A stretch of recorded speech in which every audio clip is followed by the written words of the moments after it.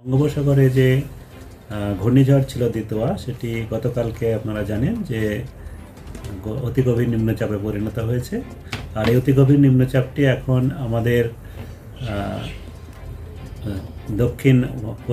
দক্ষিণ পশ্চিম বঙ্গোপসাগর এবং সংলগ্ন মধ্য পশ্চিম বঙ্গোপসাগর এলাকায় রয়েছে।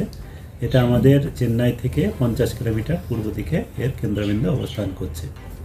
আর এটি আজকে সন্ধ্যা পর্যন্তই অতি গভীর নিম্নচাপ থাকার সম্ভাবনা, তারপরে গভীর নিম্নচাপে, তারপরে পরবর্তী 12 ঘন্টায় গভীর নিম্নচাপে পরিণত হবে এবং ক্রমশ উত্তর দিকে একটু সরবে।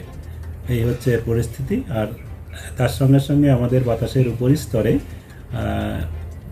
উপরিস্তরে কিছুটা নিম্ন রয়েছে, আমাদের ট্রাফ লাইন রয়েছে। তার জন্যে আমাদের এই যে মেঘাচ্ছন্ন আকাশ, এটা ওর প্রভাবই হচ্ছে। ওখান থেকে কিছুটা ওর প্রভাবে কিছুটা মেঘলা আকাশ আমাদের রাজ্যে কিছুটা জায়গায় দেখা যাচ্ছে।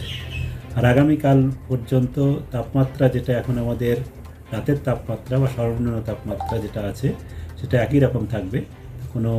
তেমন কোনো পরিবর্তন বা তারতম্য কালকে পর্যন্ত হওয়ার সম্ভাবনা নেই।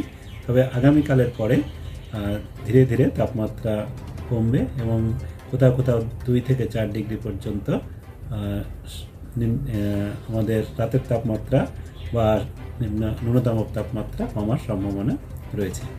আর আগামীকালের পর থেকে আমাদের সমস্ত রাজ্যেই শুষ্ক আবহাওয়াই থাকবে।